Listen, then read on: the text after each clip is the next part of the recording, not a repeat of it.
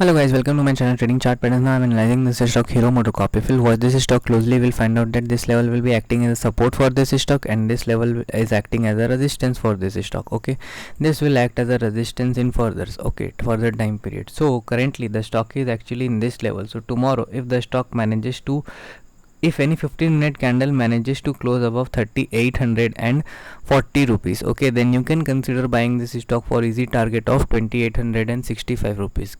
2840 के ऊपर क्लोज होने दो, then buy for 2865. okay, if the stock comes here around 2800 rupees as well, then you can also buy. If you find any 15-minute bullish candle, you can buy above the high price of that candle for easy target of 2830 as well.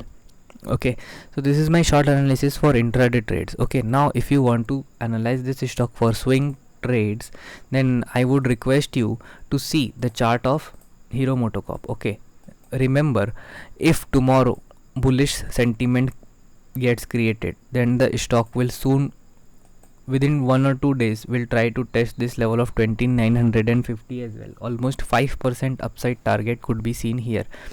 If you'll watch the candlestick pattern, this candle was a low candle. Okay, the next candle was a doji sort of a candle, and then the market gave a breakout. What can happen? See, from this support level, this stock is actually going towards upside. Okay, and this level, which is acting as a resistance for this stock, has been crossed yesterday. Okay, so tomorrow if this high gets broken, high of this candle 2851, if this gets broken, stock will try to test 2888 in coming sessions.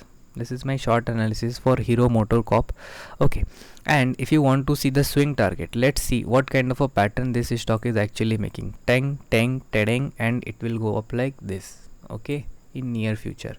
This is my short analysis for those who want to buy stocks which are highly fundamentally strong and they can boom in coming future.